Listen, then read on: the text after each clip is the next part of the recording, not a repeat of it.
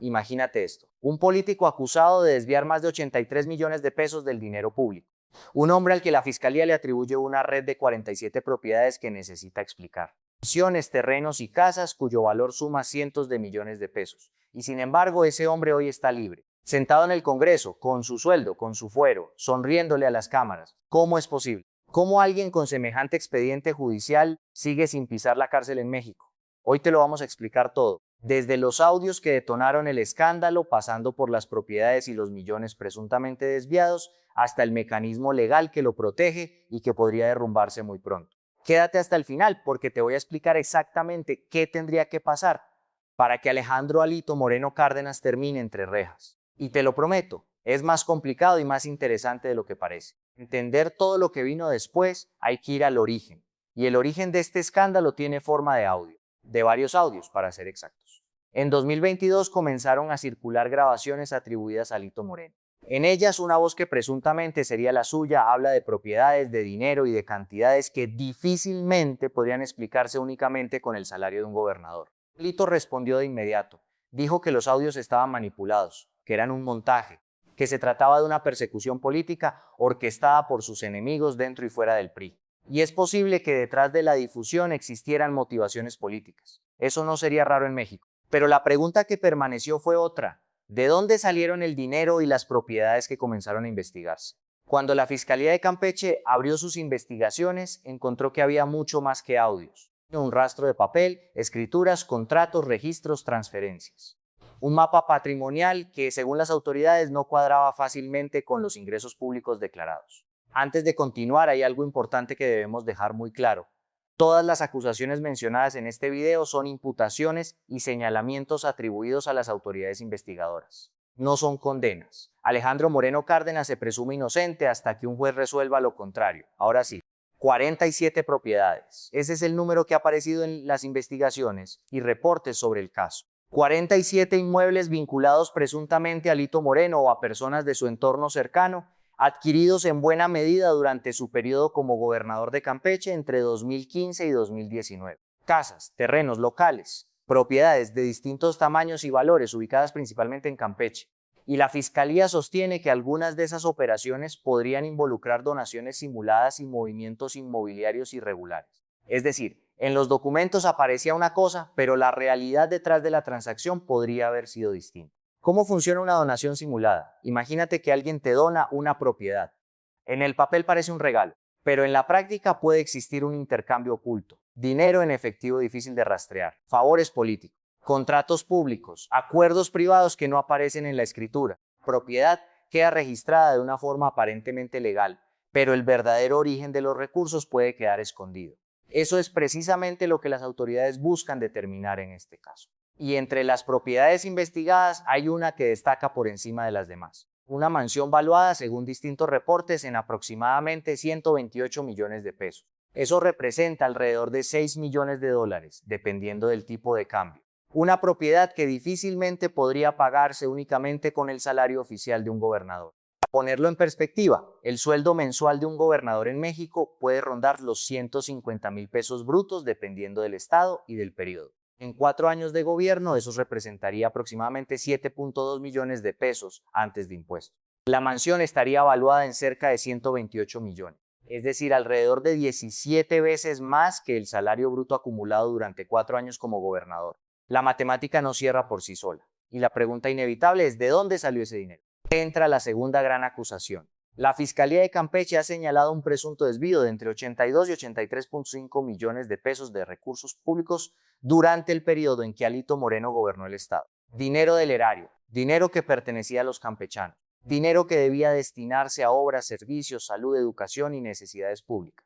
¿Cómo puede desviarse dinero público? Hay varios mecanismos documentados históricamente en distintos casos de corrupción en México. Contratos inflados, pagos a empresas que no prestan los servicios facturados, transferencias a terceros que después hacen circular el dinero, adjudicaciones directas sin licitación, empresas vinculadas a prestanombres, operaciones inmobiliarias difíciles de justificar. En el caso de Alito, las autoridades han señalado la existencia de irregularidades relacionadas con las finanzas del gobierno de Campeche durante su mandato. Los expedientes existen, las carpetas de investigación existen. y son la base de las acusaciones que deben ser analizadas por las instancias correspondientes. 83.5 millones de pesos. Para entender la dimensión de esa cifra, piensa en lo siguiente. Con ese dinero podrían construirse decenas de aulas escolares. Podrían pagarse los salarios de cientos de trabajadores de la salud durante un año. Podrían pavimentarse kilómetros de carreteras. Podrían financiarse servicios necesarios en una de las regiones con mayores necesidades del sureste mexicano. Ese es el tamaño del presunto daño al erario. Y en abril de 2025 ocurrió algo que muchos medios interpretaron como una señal importante sobre el rumbo de las investigaciones. Un exfuncionario relacionado con el área de comunicación social del gobierno de Campeche recibió prisión preventiva mientras enfrenta su proceso. ¿Por qué importa esto? Porque en investigaciones de corrupción complejas, las autoridades frecuentemente comienzan por quienes participaron en la ejecución de las decisiones. Funcionarios de segundo nivel, colaboradores, personas que firmaron documentos, personas que aprobaron pagos, personas que conocen la operación interna. Los fiscales buscan información, buscan ratificar hechos, buscan reconstruir la cadena de decisiones, buscan determinar quién sabía qué y buscan establecer responsabilidades individuales. Que un ex colaborador enfrente prisión preventiva no demuestra automáticamente la responsabilidad de Alito Moreno, pero sí muestra que las investigaciones no son únicamente una discusión mediática. Existen procesos legales activos, existen imputaciones, existen personas que ya enfrentan medidas cautelares. Ahora hablemos de los delitos que han aparecido alrededor del caso. Recordemos nuevamente, imputar no significa condenar. Una acusación debe probarse ante un juez. Y toda persona se presume inocente mientras no exista una resolución judicial firme. Dicho eso, estos son algunos de los delitos que se han mencionado en relación con las investigaciones. Primero, peculado. El peculado ocurre cuando un funcionario utiliza recursos del Estado para obtener un beneficio personal o para favorecer indebidamente a terceros. En términos simples, usar dinero público como si fuera dinero privado. Si se comprobara que recursos del gobierno de Campeche terminaron utilizados para adquirir propiedades o incrementar un patrimonio personal, podría configurarse este delito. Segundo, abuso de autoridad. Este delito ocurre cuando un funcionario utiliza el poder de su cargo fuera de los límites legales. Puede implicar presiones indebidas, decisiones arbitrarias, uso del aparato público para favorecer intereses particulares, acciones que perjudican a otras personas o benefician al círculo cercano del funcionario. Tercero, uso indebido de atribuciones y facultades. Un gobernador tiene atribuciones específicas. Puede tomar ciertas decisiones y debe respetar procedimientos establecidos. Si utiliza sus facultades para fines distintos a los previstos por la ley o para favorecer intereses personales, puede enfrentar consecuencias legales. Cuarto, usurpación de funciones y extralimitación de facultades. Esto sucede cuando un funcionario actúa como si tuviera atribuciones que legalmente no le corresponden, cuando invade competencias, cuando toma decisiones fuera de su esfera de autoridad, cuando utiliza su posición para hacer algo que la ley no le permite. Quinto, enriquecimiento ilícito. Este es uno de los delitos centrales en cualquier investigación patrimonial. Consiste en tener propiedades, dinero o bienes cuyo origen no puede justificarse razonablemente con los ingresos legales declarados. Si una persona gana una cantidad determinada como funcionario, pero acumula un patrimonio muy superior, debe explicar de dónde salió la diferencia. Herencias, negocios, préstamos, donaciones legítimas, ingresos privados declarados, todo debe tener respaldo. Cuando la explicación no existe o no es suficiente, aparece la sospecha de enriquecimiento ilícito. Sexto, defraudación fiscal. Este delito puede configurarse cuando una persona oculta ingresos, bienes o movimientos patrimoniales para no pagar los impuestos correspondientes. Si existen propiedades o recursos que no fueron declarados correctamente ante el SAT, las autoridades fiscales pueden investigar. Séptimo, operaciones con recursos de procedencia ilícita. Este es el nombre técnico del lavado de dinero. Ocurre cuando recursos obtenidos presuntamente de forma ilegal pasan por operaciones diseñadas para darles apariencia de legalidad. Donaciones simuladas, contratos aparentes, transferencias entre terceros, compra de propiedades, movimientos de dinero entre personas cercanas. Todo eso puede formar parte de un esquema de lavado si las autoridades consiguen probar el origen ilícito de los recursos. Algunos de estos delitos pueden implicar penas importantes de prisión, pero nuevamente, no basta con acusar, no basta con mostrar propiedades, no basta con presentar gráficas en una conferencia de prensa.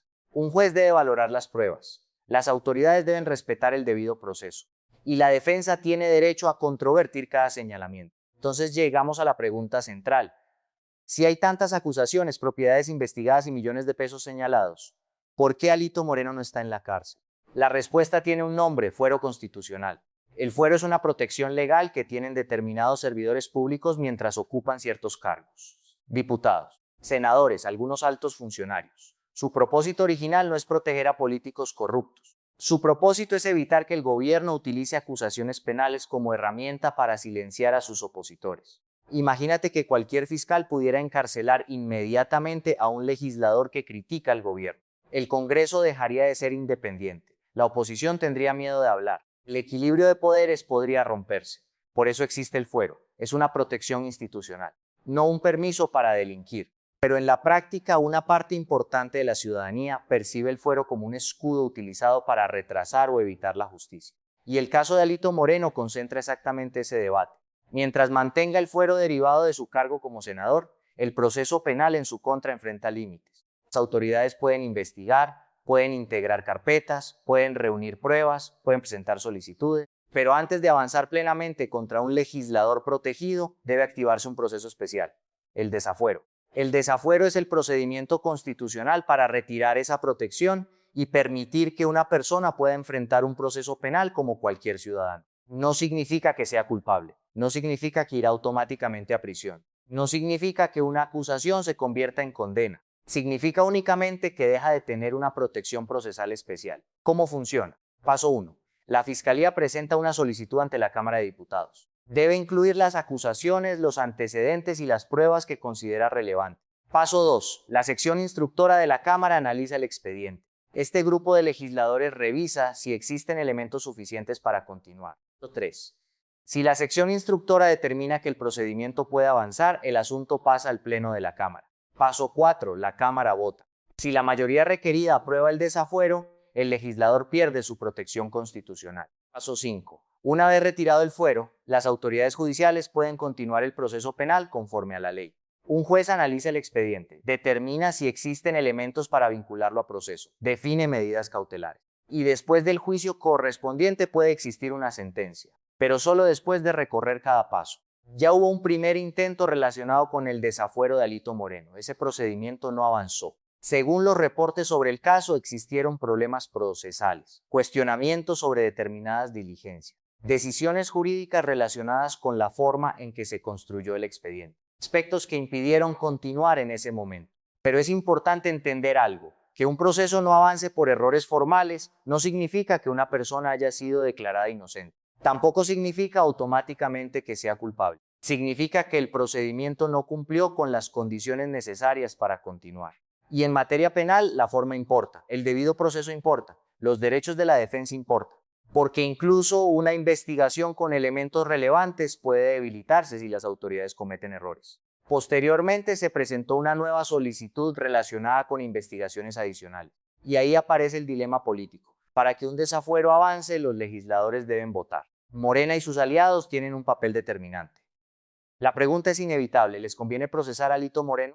¿Les conviene retirarle el fuero? ¿Les conviene mantenerlo como adversario visible? ¿Les conviene que continúe al frente del PRI? Existen cálculos políticos que influyen en el ritmo del proceso. Estas preguntas forman parte del debate público, pero las respuestas deben distinguirse cuidadosamente de las pruebas. Una cosa es la investigación penal, otra cosa es la negociación política, y otra cosa son las especulaciones sobre acuerdos no demostrados. Entonces, ¿Alejandro Moreno va a ir a la cárcel? La respuesta honesta es: no lo sabemos. Y cualquiera que asegure conocer el resultado con certeza está simplificando un proceso complejo. Lo que sí sabemos es esto: las investigaciones existen, las acusaciones son serias, las cifras son relevantes, propiedades que necesitan explicación, hay carpetas activas, hay procedimientos legales, y existe un debate sobre el fuero y el desafuero que todavía no ha terminado. Para que Alito Moreno pise la cárcel deben ocurrir varias cosas. Primero, el desafuero debe avanzar y aprobarse. Segundo, un juez debe analizar los elementos presentados por las autoridades. Tercero, debe existir una vinculación a procesos si se cumplen los requisitos legales. Cuarto, la Fiscalía debe probar sus acusaciones. Quinto, la defensa debe tener oportunidad de responder. Sexto, después del procedimiento correspondiente tendría que existir una sentencia condenatoria. Cada paso puede tardar, cada paso puede enfrentar recursos legales. Cada paso puede estar condicionado por decisiones jurídicas y políticas, y cada paso debe cumplir con el debido proceso. Más allá de Alito Moreno, este caso habla de algo más grande, habla del sistema. Habla de cómo una protección constitucional creada para defender la democracia puede convertirse en la percepción ciudadana, en un símbolo de impunidad. Habla de cómo los procesos judiciales pueden avanzar lentamente. Habla de cómo el dinero público puede desaparecer durante años antes de que alguien investigue. Habla de cómo las instituciones deben equilibrar dos obligaciones: investigar con firmeza y respetar los derechos de cualquier persona acusada. Porque una justicia que no investiga es impunidad. Pero una justicia que no respeta el debido proceso también puede convertirse en abuso de poder. México necesita ambas cosas: instituciones capaces de investigar y jueces independientes capaces de decidir con pruebas. No con consignas, no con presiones políticas, no con titulares, con pruebas. El proceso todavía no ha terminado y eso importa. Si este video te pareció útil, si aprendiste algo sobre el fuero, el desafuero, las investigaciones y cómo funciona realmente la justicia en México, dale like y compártelo. Este tipo de información necesita circular. Y cuéntame en los comentarios, ¿tú crees que Alito Moreno terminará en la cárcel o crees que volverá a esquivar la justicia? Leo todos los comentarios. Nos vemos en el siguiente video.